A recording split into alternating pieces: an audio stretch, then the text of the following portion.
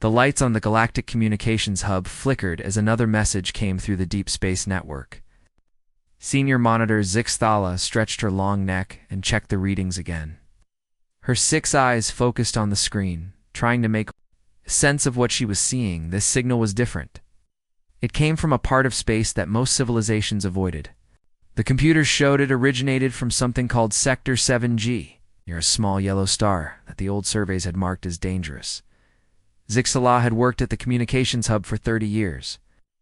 She had seen distress calls from merchant ships, research vessels, and even military fleets. But this one made her skin crawl. The signal was strong, desperate, and it carried the universal emergency code that meant only one thing: total extinction threat. She played the message again.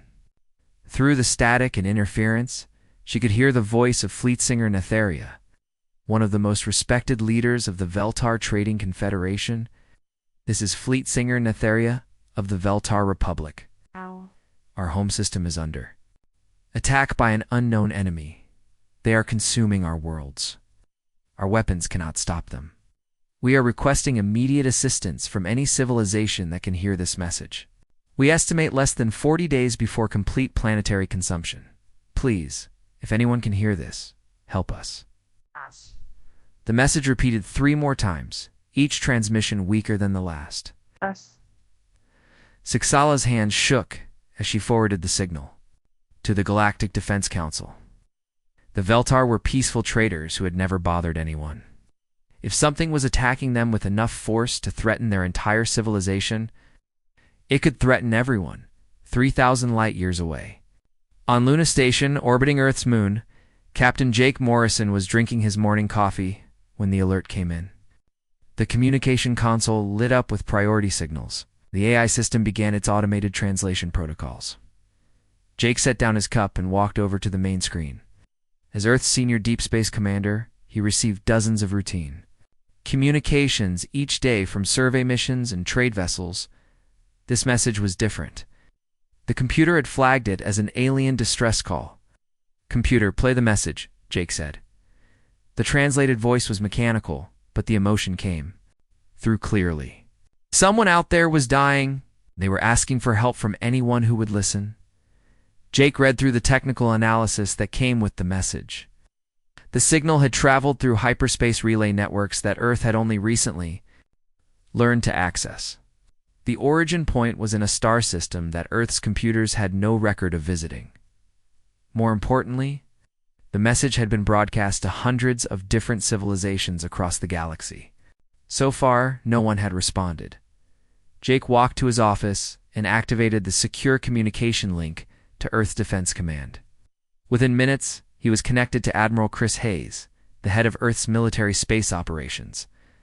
"Admiral, we've received an alien distress call," Jake reported. "A civilization called the Veltar is under attack by something they call the Devourers.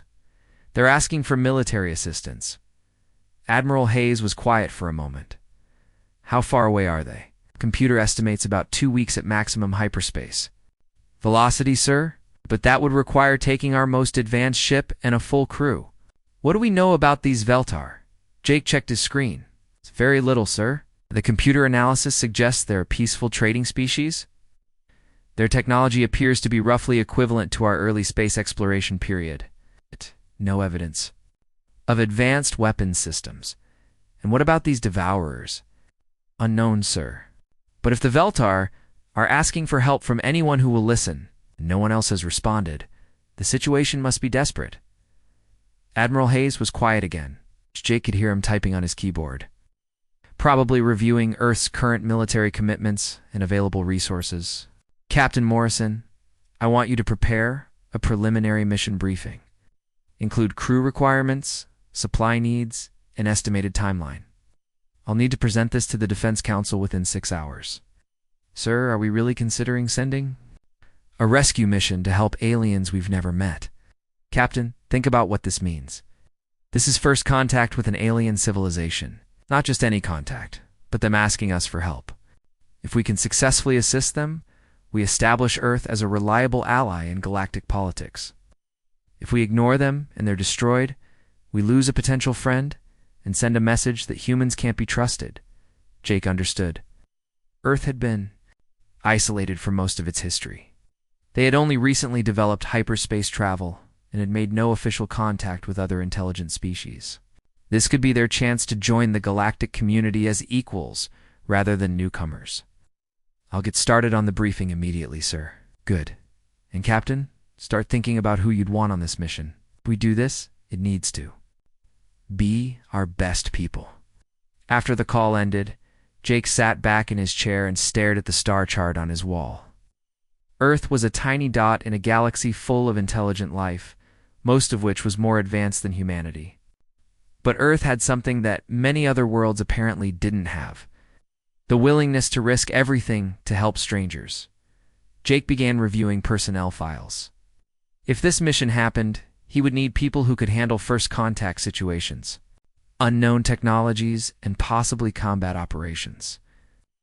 The crew would have to be volunteers, since there was no guarantee they would ever make it home. Dr. Lisa Parker was in her laboratory on the research vessel New Horizon when she received Jake's communication. As Earth's leading xenobiologist, she had spent years preparing for the day when humanity would encounter alien life. She had just never expected it to happen like this. She reviewed the Veltar message carefully, paying attention to the biological markers embedded in their communication technology. The computer analysis suggested that the Veltar were physically fragile compared to humans.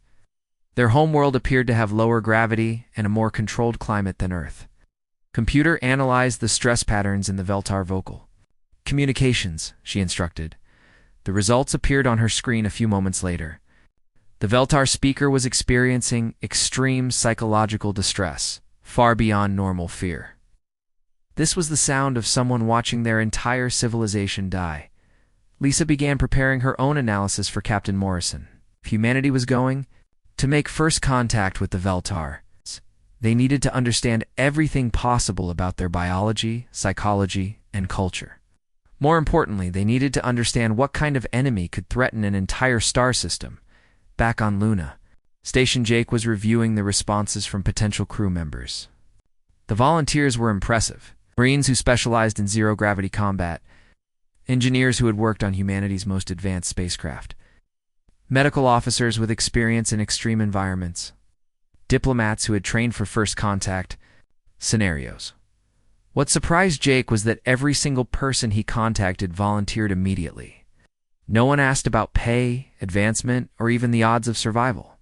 They all understood what this mission represented: humanity's chance to prove that Earth was more than just another planet full of flamities. As Jake compiled the final mission briefing, he thought about what Admiral Hayes had said. This wasn't just about helping the Veltar. This was about showing the galaxy what humans were capable of when someone needed help. The briefing was scheduled for 0800 the next morning. By then, Jake would need to have a complete plan for launching Earth's first interstellar rescue mission. He had 12 hours to figure out how to save an alien civilization that was 3,000 light-years away. Jake looked out the observation window at Earth, spinning slowly in the distance. Somewhere out there, people were dying while waiting for help that might never come. But if Captain Jake Morrison had anything to say about it, help was already on the way. He opened a new file on his computer and began typing. Mission proposal: Operation Helping Hand, Interstellar Humanitarian. Assistance to the Veltar Republic. The galaxy was about to learn what humans did when someone asked for help. The USS Defiance dropped out of hyperspace at the edge of the Antara 7 system, and Captain Jake Morrison immediately knew they were too late to prevent a disaster. The main screen showed a scene of destruction that made his stomach turn. 3 planets that should have been green and blue were now gray and lifeless. Massive ships the size of small moons moved slowly through the asteroid belt, consuming chunks of rock and metal. Space was filled with debris from destroyed orbital stations and fleeing refugee vessels. "Captain, I'm reading approximately 200 ships trying to escape the system," reported Lieutenant Ben Cooper from the communications station. Most of them appeared to be civilian transports with minimal shielding. Jake watched as one of the giant bioships extended what looked like feeding tentacles toward a fleeing vessel. The alien ship was pulled in and disappeared into the creature's mouth-like opening. There were no explosions, no energy discharges. The ship was simply consumed. Those must be the Devourers, Jake said quietly. Oh, How many of them are there? I count at least 12 of the large bioships, sir, plus hundreds of smaller creatures that appear to be scouts or fighters. Dr. Lisa Parker was studying the readings from her science station. Captain, these creatures are unlike anything in our databases. They're definitely biological, but they're incorporating metal and technology into their bodies. They're not just eating the ships, they're absorbing them. Commander Rodriguez, take us closer to the refugee ships, Jake ordered. But keep us ready to jump back to hyperspace if those things notice us. Commander Sarah Rodriguez was at the helm, carefully navigating the Defiance through the chaos. Sir, we're getting communication attempts from multiple sources. The computer is trying to translate, but there are at least 6 different languages. Put me through to whoever seems to be in charge of the refugee fleet, Jake said. A few minutes later, the main screen filled with the image of an alien unlike anything humans had ever seen. The creature was tall and elegant, with pale blue skin and large silver eyes. Most striking were the delicate wing-like structures folded against its back. Unknown vessel, the alien said through the computer's translation system. Identify yourself immediately, or we will consider you hostile. Jake stood up from his command chair. This was it, humanity's first real conversation with an alien species. Everything he said in the next few minutes could determine Earth's future relationship with the galaxy. I am Captain Jake Morrison of the Earth Defense Fleet vessel USS Defiance. We received your distress call and came to help. The alien's expression changed from suspicion to complete shock. Its large eyes went even wider, and it seemed to have trouble speaking. It came from Earth, the Death World in Sector 7G. Earth is our home, yes. Are you Fleet Singer Netheria? I am Netheria of the Veltar Republic, the alien said slowly. But you cannot be from Earth. Our surveys showed it was a Class 12 death world. Nothing intelligent could survive there. Jake looked around the bridge at his crew. They all seemed as confused as he was. I'm sorry, but what exactly is a death world? Netheria's wings fluttered in what the computer translated as extreme agitation. A world with crushing gravity, toxic atmosphere, deadly radiation, and violent weather patterns. A world where the native life forms are so aggressive they kill each other constantly. No civilized species could evolve on such a planet. Dr. Parker stepped forward. Fleet Singer Netheria, we evolved on Earth precisely because of those conditions. What you call deadly, we call normal. That is impossible, Netheria said, but her voice was weaker now. Show me your environmental readings. Dr. Parker activated her medical scanner and displayed the results on the screen.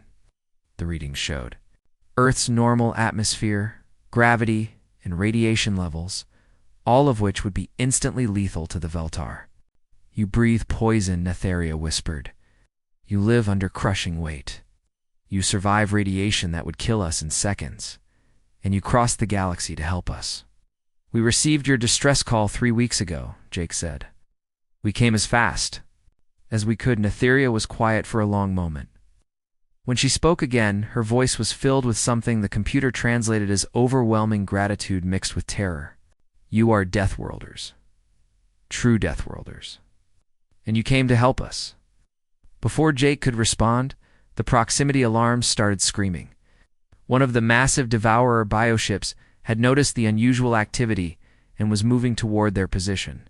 Captain, that thing is huge, Commander Rodriguez reported. At least 5 kilometers long, and it's accelerating toward us.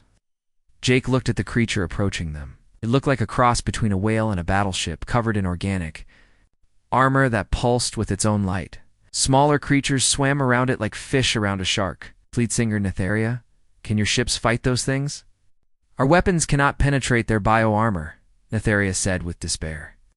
We have gravity manipulation technology for construction and mining, but we are not warriors. We do not know how to fight such creatures. Jake made a quick decision.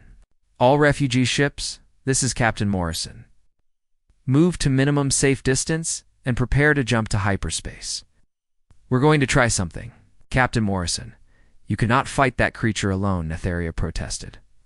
It has consumed entire fleets. Maybe it has, Jake said with a grim smile. But it's never fought a ship from a death world before. Rodriguez, take us straight at that thing. Cooper, charge all weapon systems. The USS Defiance was built for deep space combat. Like the elegant, peaceful vessels of the Veltar, it was designed to survive in the harsh environment of space. Warfare. Its armor was thick, its weapons were powerful, and its crew was trained for battle. As the Defiance approached the bioship, Jake could see details of the creature's surface. It was covered in what looked like eyes, tentacles, and weapon ports that pulsed with organic energy. This thing was a living warship that had probably conquered dozens of civilizations. Sir, the creature is trying to grab us with some kind of tentacle structures, Rodriguez reported. Fire all forward guns, Jake ordered. The Defiance's railguns opened fire, sending solid metal projectiles at incredible velocity toward the bioship. The rounds punched through the creature's armor like it was made of paper, causing it to writhe in what was obviously pain. It's working, Dr. Parker shouted from her station. The creature's bioarmor is designed to absorb energy weapons, but it can't handle kinetic projectiles at these velocities. The bioship tried to retreat, but Jake pressed the attack. Keep firing, don't let it get away. More rounds slammed into the creature and chunks of organic matter began floating away from impact points. The bioship made a sound that came through. Space is a low-frequency vibration, a sound of pain and confusion. Captain, Lieutenant Cooper said with excitement in his voice, I'm receiving communications from all over the system. Every Veltar ship is broadcasting. They're calling us angels. The wounded bioship finally managed to retreat to the safety of its pack. The other Devourer creatures gathered around it, and Jake could see them examining the damage his ship had caused. They were learning. Fleet Singer Netheria, Jake said into the communication system, we need to talk immediately. Bring your senior officers to my ship if you can. We need to share information about these creatures and figure out how to save your people. Captain Morrison, Netheria replied, and there was something new in her voice. Hope. We will come aboard your vessel. But I must warn you, our biology is very different from yours. We will need environmental suits to survive in your atmosphere. Dr. Parker will prepare appropriate accommodations, Jake said. We have a lot to discuss. As the Veltar shuttle approached the Defiance, Jake looked out at the system full of fleeing refugees and hungry monsters. Humanity had just announced its presence to the galaxy in the most dramatic way possible by punching a planet-eating monster in the face. But Jake knew the real work was just beginning. They had hurt one creature, but there were 11 more out there, plus hundreds of smaller ones. And somewhere in the back of his mind, he wondered what would happen when these things finished here, and decided to look for the death world that had produced such dangerous defenders. The universe was about to learn what happened when someone threatened people under human protection. Jake just hoped they were ready for the lesson.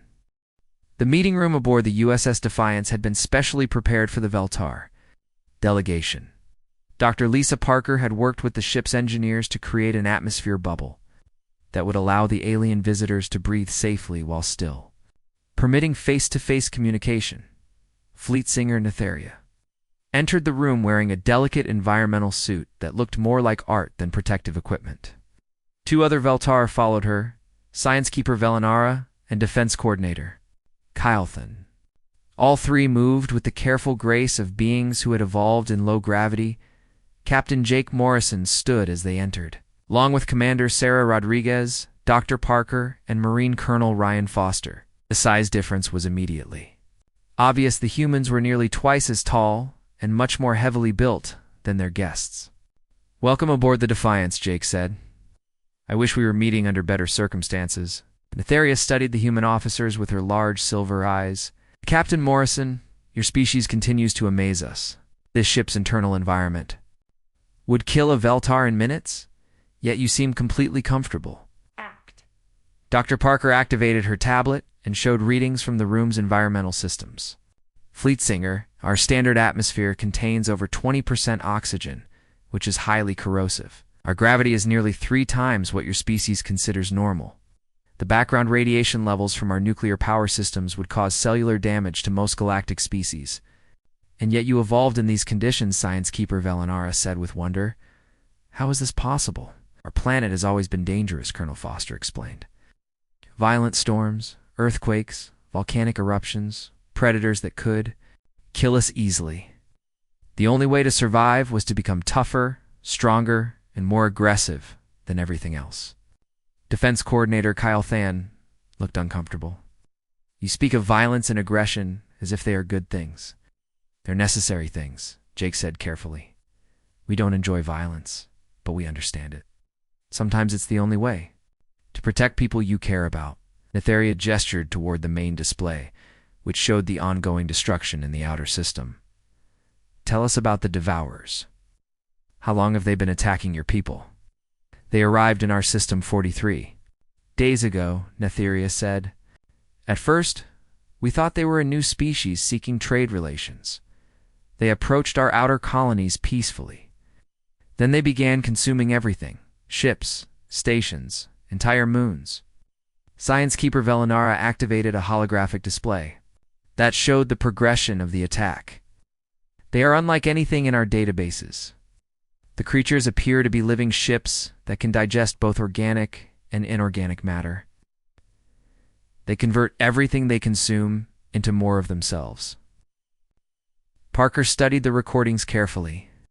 These aren't just animals hunting for food. There's clear intelligence behind their tactics. They're coordinating their attacks and learning from each encounter, as Velinara confirmed. They seem to share information instantly across their entire group. When we found a weakness in one creature, all the others adapted within hours. Commander Rodriguez leaned forward. What kind of weaknesses did you find? Very few, Defense Coordinator, Kyle Than admitted. Our gravity manipulation technology can slow them down temporarily. High-frequency sound waves cause them distress, but nothing we have can actually damage them. Until today, Netheria said, looking directly at Jake.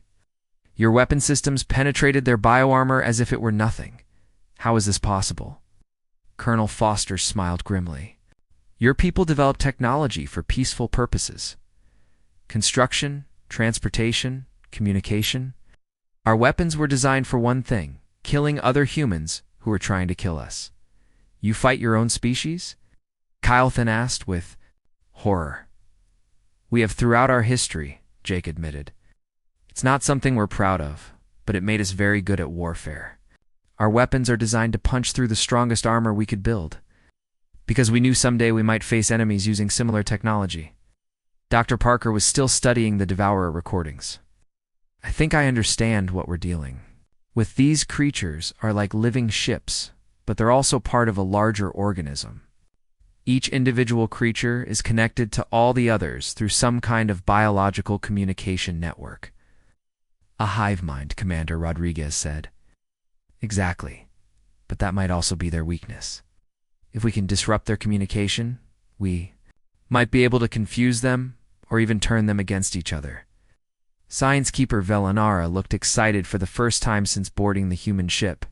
Dr. Parker, our research shows that their neural communication happens on very specific electromagnetic frequencies.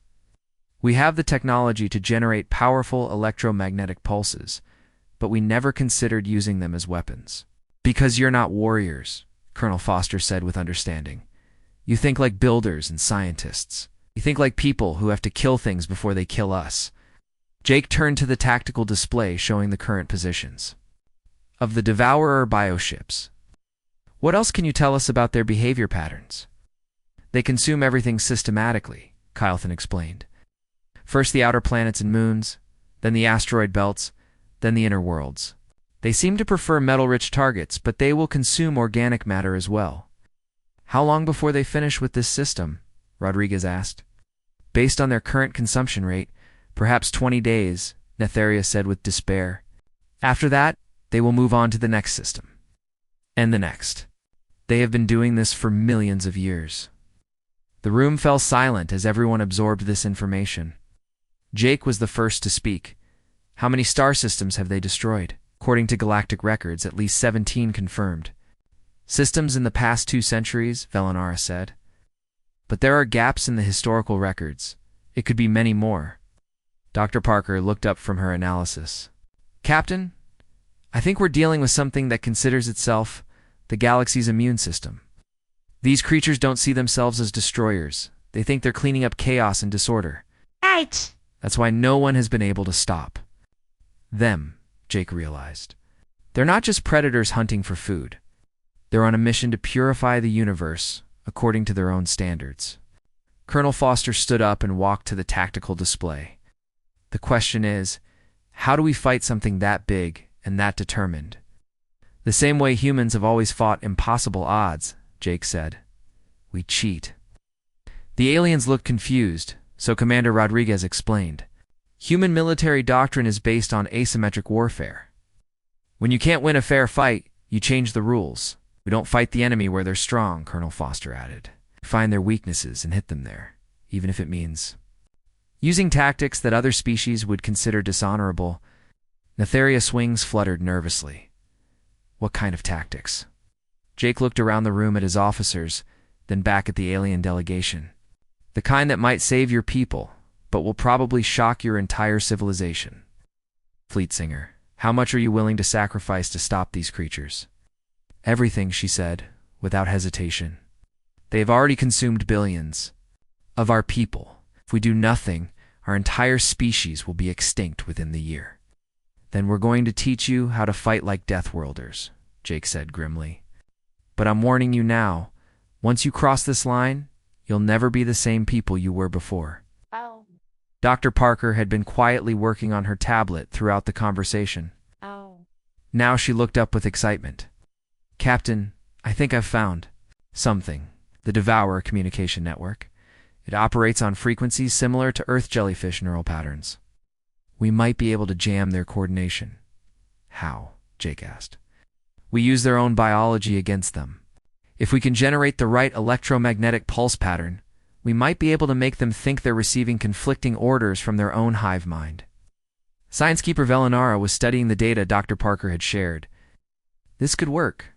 Our gravity manipulation technology could amplify the signal across the entire system. Colonel Foster grinned. I like it. We turn their greatest strength into a weakness. How long would it take to set up? With Veltar assistance, maybe 6 hours, Dr. Parker estimated. Jake looked at the tactical display one more time. 12 massive bioships were methodically consuming everything in the system, while hundreds of refugee vessels fled in panic. In 6 hours, they could test humanity's first joint military operation with an alien species. Fleet Singer Netheria, are your people ready to learn how to fight? She looked at her companions, then back at Jake. Captain Morrison, teach us everything. 6 hours later, the combined human Veltar fleet prepared for the most dangerous military operation in galactic history. The plan was simple in concept but terrifying in execution. They would fly directly into the heart of the Devourer formation and turn the creature's own communication system against them. Commander Sarah Rodriguez sat in the cockpit of her modified WH fighter, checking systems one final time. The Veltar had worked frantically to install their gravity manipulation technology into human ships, creating hybrid vessels that could do things neither species had imagined possible. Red Squadron, this is Red Leader, Sarah spoke into her communication system. Remember, these creatures have never faced kinetic weapons before today. That advantage won't last long once they adapt, so make every shot count. Behind her, 12 human pilots and modified fighters prepared to follow her into battle. Each ship now carried Veltar gravity shields that could deflect the bioship's energy weapons, along with human railguns that could punch through organic armor on the USS Defiance. Captain Jake Morrison watched the tactical display as the Devourer. Bioships continued their systematic consumption of the outer asteroid belt. The creatures moved with the confidence of predators that had never met serious resistance. Dr. Parker, status on the electromagnetic pulse weapon? Jake asked. The Veltar gravity amplifiers are in position around the system, Dr. Parker reported. From her science station, when I trigger the pulse, it should flood the entire area with conflicting neural signals. The Devourers won't know which orders are real and which are artificial. Fleet Singer Netheria stood beside Jake on the bridge. Wearing a specially modified environmental suit that allowed her to survive in the ship's atmosphere, her large silver eyes were fixed on the display, showing her dying homeworld. "Captain Morrison, are you certain this will work?" she asked quietly. "Nothing is certain in warfare," Jake replied honestly, "but it's our best chance to save your people and stop these creatures from spreading to other systems." Colonel Ryan Foster was in the ship's armory, making final preparations for the boarding teams. The plan called for human Marines to actually enter the Devourer bioships and plant nuclear charges inside their neural centers. It was the kind of mission that no sane person would attempt. "Sergeant Amy Collins, you understand the risks?" Foster asked his team leader. Sergeant Collins checked her combat armor one more time. The suit was designed to protect humans in the harshest environments, but they had no idea what conditions they would find inside a living alien warship. "Sir, we've trained for boarding actions against hostile vessels. The fact that this one is alive just makes it more interesting," Collins said with a grim smile. The 12 Marines under her command were volunteers, who understood they might not survive the mission. But they also understood that millions of innocent Veltar civilians were counting on them. "Remember, once you're inside those things, you'll be in an environment that would kill most other species instantly," Foster warned. "Use that advantage. These creatures have never faced enemies that could survive inside their own bodies." The attack began at 0800 ship time. Dr. Parker activated the electromagnetic pulse system, sending waves of conflicting neural signals across the entire star system. The effect on the Devourer bioships was immediate and dramatic. The massive creatures began moving erratically, turning on each other and firing their bioweapons at random targets. The coordinated formation that had been systematically consuming the system suddenly became a chaotic mass of confused predators.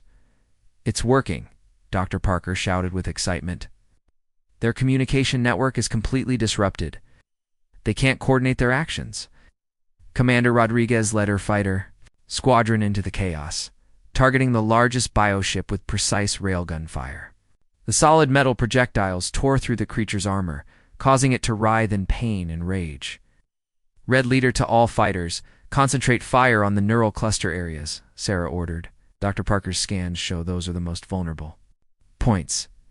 The human fighters moved through space with a precision that amazed the watching Veltar. While the alien ships had been designed for careful, peaceful travel, the human vessels were built for combat in three-dimensional space. They twisted and turned around the massive bioships, firing continuously. But the Devourers were learning. Even through their confusion, they began adapting to the human tactics. The bioships started growing thicker armor in the areas where the railgun rounds were most effective. "Captain, the electromagnetic pulse is losing effectiveness," Dr. Parker reported. "The creatures are beginning to filter out our artificial signals." Jake made a quick decision. "All ships, begin Phase 2. Get us close enough for boarding operations." The USS Defiance accelerated toward the largest bioship, using its heavy armor to absorb the creature's desperate attacks. As they approached, Jake could see details of the alien organism that made his stomach turn. The surface was covered with what looked like eyes, mouths, and digestive chambers that pulsed with their own light. "Boarding teams prepare for launch," Jake announced. Sergeant Collins and her Marines climbed into specially modified assault pods that would carry them directly into the bioship. The pods were essentially missiles with life support systems, designed to punch through the creature's armor and deliver their human cargo inside.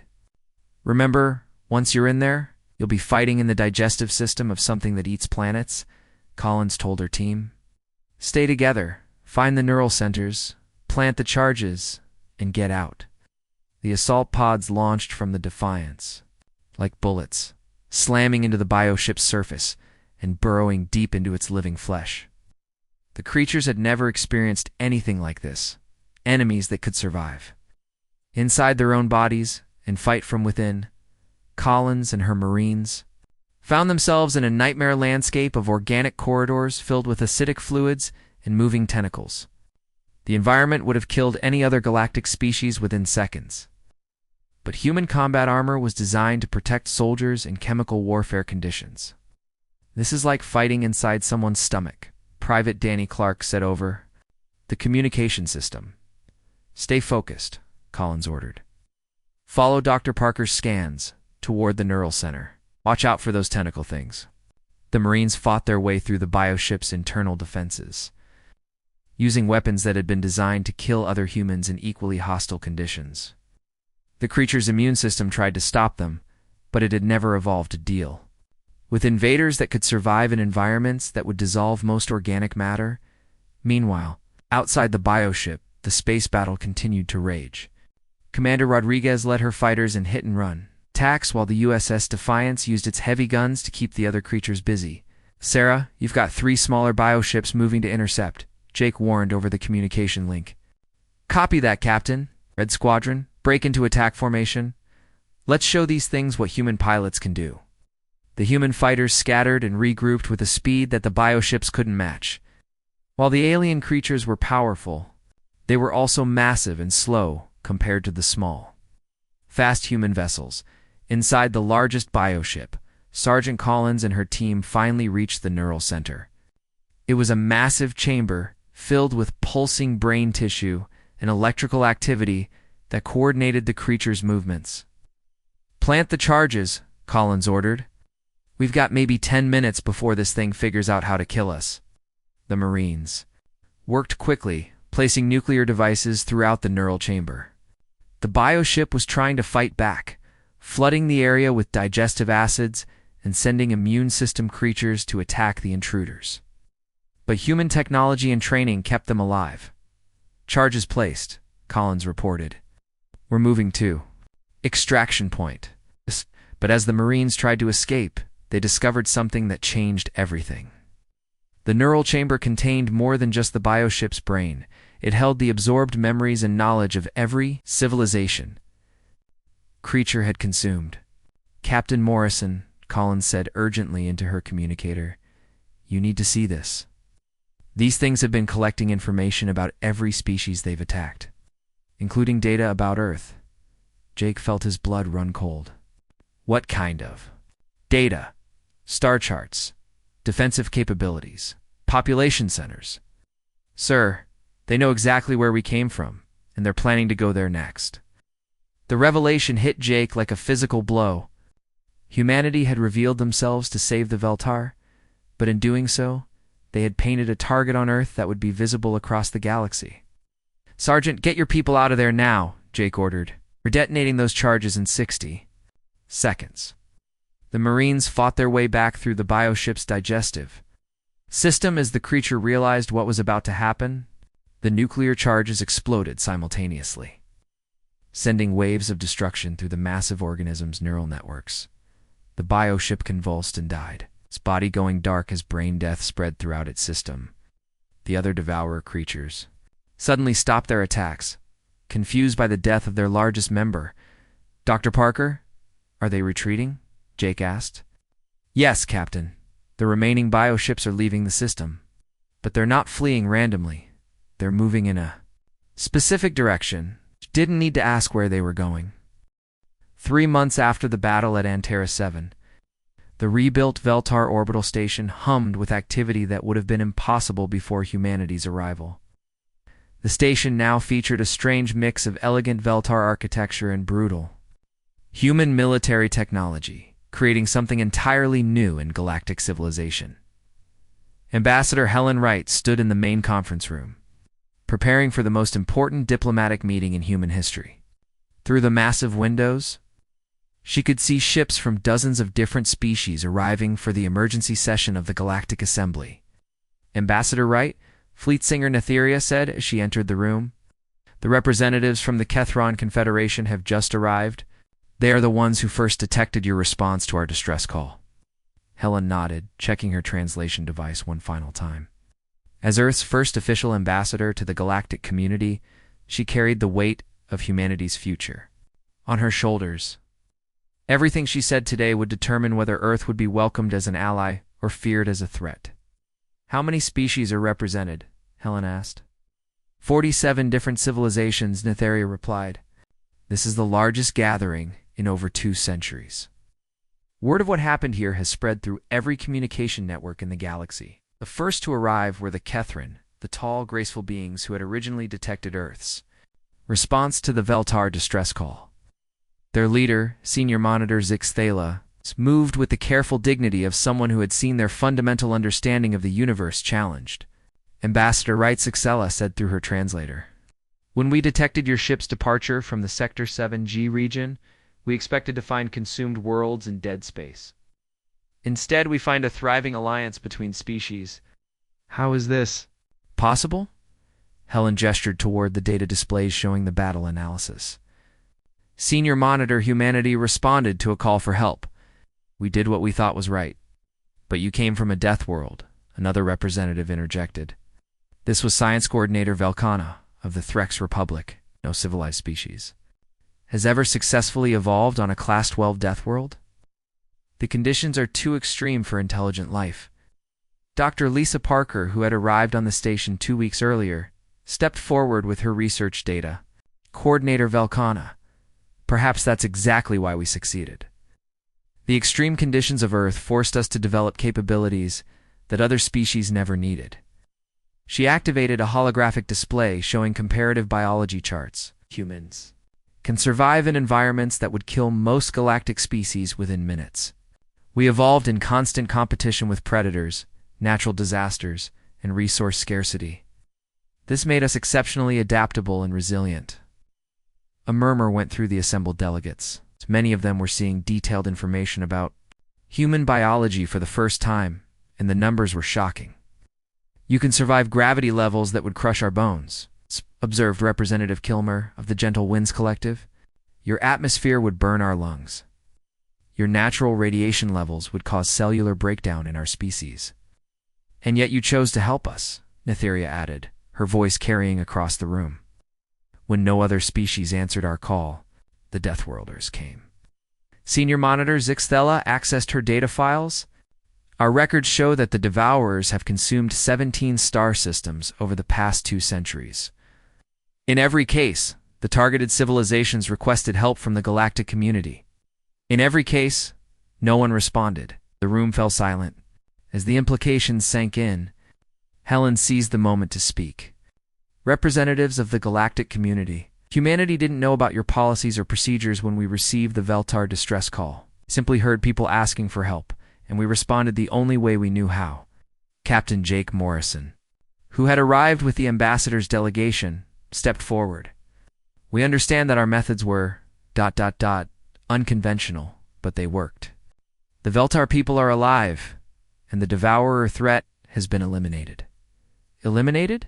Science Coordinator Velkana asked with surprise. "Our long-range sensors show that several bioships escaped the system." Jake's expression grew grim. "Ships are no longer a threat to anyone. 3 weeks ago, they attacked Earth." The assembled delegates showed various expressions of shock and concern. Many of them had never considered that the Devourers might target a death world. "What happened?" Zixthala asked quietly. "They learned about Earth from the neural patterns they had absorbed from previous civilizations," Dr. Parker explained.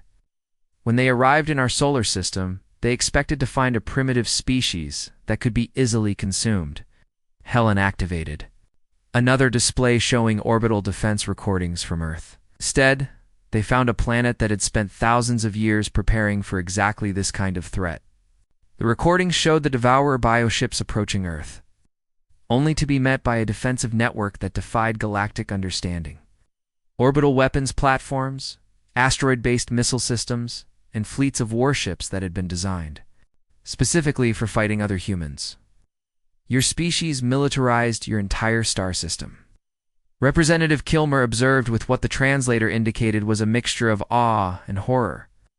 "Every human colony, every space station, every mining operation includes military capabilities," Captain Morrison confirmed. "We've been fighting each other for so long that we automatically prepare for the worst possible scenarios." The battle recordings showed the Devourer's final moments. The bioships that had consumed 17 civilizations were systematically destroyed by weapons and tactics they had never encountered. Nuclear mines, hidden in asteroid fields, kinetic bombardment from orbital platforms, swarms of automated fighters that could operate in conditions that would kill any pilot. Engagement lasted 6 hours, Jake reported. We lost 14 ships. And approximately 300 personnel. Devourers lost everything. Senior Monitor Zixthala studied the tactical data with obvious fascination. Your losses were minimal compared to the scale of the threat. How is this possible? Because we fight like the universe itself, Helen said simply. Chaotic, violent, and utterly unpredictable. The Devourers had spent millions of years consuming civilized species that fought according to rules and conventions. They had never faced anyone who was willing to destroy an entire star system to win a battle. The reference to the Antara 7 star detonation caused another stir among the delegates. The idea of deliberately causing a supernova was beyond the comprehension of most. Galactic species. Fleetsinger Netheria stood to address the assembly. Representatives, I have seen humans fight. They are capable of violence that would horrify us, but they use that violence to protect others. When my people were dying, they risked everything to save us. She gestured toward the rebuilt station around them. In the 3 months since the battle, humans have helped us rebuild not just our infrastructure, but our entire approach to survival. They have taught us that sometimes peace must be defended with force. Representative Kilmer looked uncomfortable. Fleetsinger Netheria, are you suggesting that all civilized species should adopt human military methods? I am suggesting that. The galaxy needs guardians, Netheria replied firmly. Beings who are willing to face the impossible threats that the rest of us cannot handle. Ambassador Wright stepped forward. The human government proposes the establishment of a galactic defense alliance. We offer our military capabilities in exchange for technological and scientific cooperation from other species. You want us to make you the galaxy's military force? Science Coordinator Velkana asked suspiciously. We want to make sure that no one else has to face extinction alone, Helen corrected. Humanity has learned that the universe is a dangerous place, but we've also learned that it's worth protecting. Captain Morrison activated a final display showing long-range sensor data. Representatives, our deep space monitoring systems have detected something that should concern all of us. The Devourers we fought were just scouts. There's something much larger moving between galaxies, heading in our direction. The data showed massive objects in intergalactic space, each one larger than entire star systems. Whatever was out there made the Devourers look like small fish in comparison. How long before it arrives? Zixthala asked. Approximately 50 years, Dr. Parker estimated. Maybe less if it can travel faster than our current projections indicate. The assembly fell silent as everyone absorbed this information. Finally, Senior Monitor Zixthala spoke for the group. Ambassador Wright, the Galactic Assembly formally recognizes Earth as a sovereign member of the galactic community, with full rights and privileges. Furthermore, we grant humanity apex predator status, the first species to receive this designation in 50 million years. Helen felt a surge of pride mixed with apprehension. What does that mean exactly? It means that when something threatens the galaxy, we call you, Zixthala explained. It means that humanity becomes the species others turn to when facing the impossible. Fleetsinger Netheria smiled, an expression that looked strange on her alien features. It means that the Deathworlders are now officially the galaxy's guardians. As the formal ceremonies concluded and the various species began planning for the threats ahead,